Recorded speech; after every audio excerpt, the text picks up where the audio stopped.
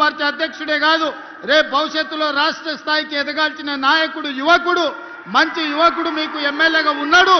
తప్పకుండా యువకులను ప్రోత్సహించి చొప్పదండిని అభివృద్ధి చేసే బాధ్యత నాది. అదే విధంగా ఇవాళ గుళ్ళ గురించి వేములవాడ మా ఆది శ్రీనివాస్ అన్న నువ్వు రావాలి అని నన్ను అడిగిన వేములవాడ రాజన్న దర్శనం నేను పోదామని మొత్తం తయారు చేసిన. ఎంబడే కొంతమంది పెద్ద మనుషులు వచ్చారు. అన్న వేములవాడ పోయిన వాళ్ళకి ఎవరికి పదవి ఉండలేదు, పోయి వచ్చినాక పదవి పోతుందని వచ్చి నాకు చెవులో చెప్పారు. నాకు అర్థం కాలే. అయ్యా నేను పోతున్నది హరిహర మహాదేవుని దగ్గరికి, శివయ్య దగ్గరికి నేను పోతే వచ్చిన సమస్య ఏంది, అదెట్లనో చూద్దాం, ఇట్లాంటి అపవాదులు శివయ్య మీద ఉండొద్దు, ఏదేమైనా సరే నేను వస్తపా అని వేములవాడ రాజన్నను దర్శనం చేసుకుని 150 కోట్ల రూపాయలు నిధులు కేసీఆర్ మాట ఇచ్చి శివయ్యను మోసం చేస్తే వేములవాడ రాజన్న అభివృద్ధికి 150 కోట్ల రూపాయలు మంజూరు చేసి ఇవాళ పనులు జరుగుతున్నాయి. ఆ తర్వాత నేను సర్పంచ్లో 66% సీట్లు గెలిచిన అంటే శివయ్య మనల్ని ఆశీర్వదించినట్ట, శివయ్య మన పదవి పోగొట్టినట్ట ఒక్కసారి ఆలోచన చేయండి. ఇవాళ అదే కాదు, మా ధర్మపురి లక్ష్మీ నరసింహస్వామి మందిరాన్ని గురించి మా లక్ష్మణ్ చెప్తున్నాడు, కొండగట్టు హనుమంతుని గురించి మా సత్యం చెప్తున్నాడు, మా వేదిక మీద ఒక్కొక్కరు ఒక్కొక్క మందిరం గురించి చెప్పారు. అందుకే మిత్రులారా నేను ఒక మాట చెప్పదలుచుకున్నా. 2027లో గోదావరి పుష్కరాలు రాబోతున్నాయి. ఈ గోదావరి పుష్కరాల కోసం ఆదిలాబాదు బాసర నుంచి ఖమ్మం జిల్లా భద్రాచలం వరకు ఎన్ని టెంపుల్స్ ఉన్నాయో, ఎన్ని గుడులు ఉన్నాయో, చిన్న కాళేశ్వరం నుంచి మొదలు పెడితే మంతంలో ఉండే టెంపుల్స్ నుంచి ప్రతి మందిరానికి పూర్తి స్థాయిలో ప్రణాళిక చేసి వీటికి అవసరమైతే 4-5 వేల కోట్ల రూపాయలు ఖర్చైనా ఈ మందిరాలన్నిటిని అభివృద్ధి చేసే బాధ్యత నేను తీసుకుంటా.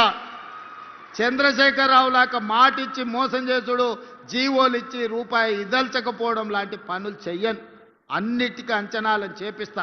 మీడియా మిత్రులారా రాసుకోండి, బాసర నుంచి భద్రాచలం వరకు గోదావరి పుష్కరాల లోపల ప్రతి మందిరాన్ని అభివృద్ధి చేయడానికి అవసరమైన నిధులు ఇచ్చి ఈ మందిరాలను పర్యాటక కేంద్రాలుగా పుణ్యక్షేత్రాలుగా అభివృద్ధి చేస్తాం. అటవీ ప్రాంతంలో ఉన్న ఎకో టూరిజంని కూడా అభివృద్ధి చేస్తాం. నిన్నగాక మన మీరు చూసారు సమ్మక్క సారలమ్మ జాతర 100 రోజుల్లో ఎన్ని పనులు చేసినామో 2 కోట్ల మంది దర్శించుకున్నారు. ఎప్పుడైనా సమ్మక్క సారలమ్మ జాతరకు ముఖ్యమంత్రి అయినాక ఆ పెద్ద మనిషి వచ్చిందా ఒకసారి ఆలోచన చేయరు. ఇంటికి పోయి మా సురేఖమ్మ మా సీతక్క పోయి ఆహ్వాన పత్రిక ఇచ్చింది. సరే ఆయన రాలేదు అనుకుందాం, కనీసం ఆ పిల్లలకని ఏమైందే, సోమరిపోతులా దున్నపోతులా?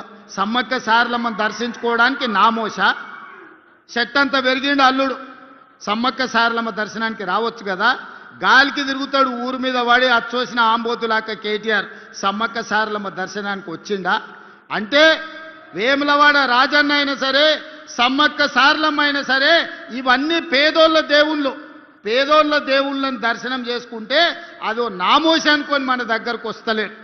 అందుకే ఇవాళ పేదలు గొలుచుకునే దేవుళ్ళు ఏవైతున్నాయో పేదల కోసం ఈ దేవుళ్ళను అభివృద్ధి చేసే బాధ్యత మన ప్రభుత్వం తీసుకుంటుంది. ఎవరు ఎన్ని శాపనార్థాలు పెట్టినా పిల్లి శాపనార్థాలకు ఉట్టి తెగిపడదు.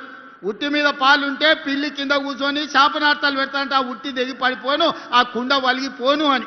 అట్లనే ఇవాళ బీఆర్ఎస్ వాళ్ళు పిల్లి శాపనార్థాలు పెడుతురు, ఈ ప్రభుత్వం పడిపోతుంది, రేవంత్ రెడ్డి అయిపోతాడని.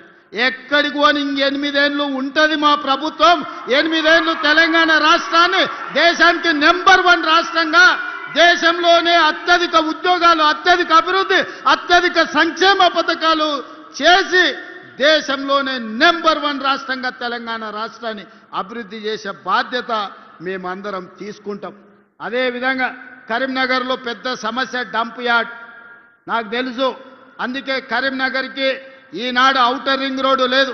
హైదరాబాద్ అభివృద్ధి చెందడానికి ప్రధానమైన కారణం ఔటర్ రింగ్ రోడ్డు, అంతర్జాతీయ ఎయిర్పోర్ట్.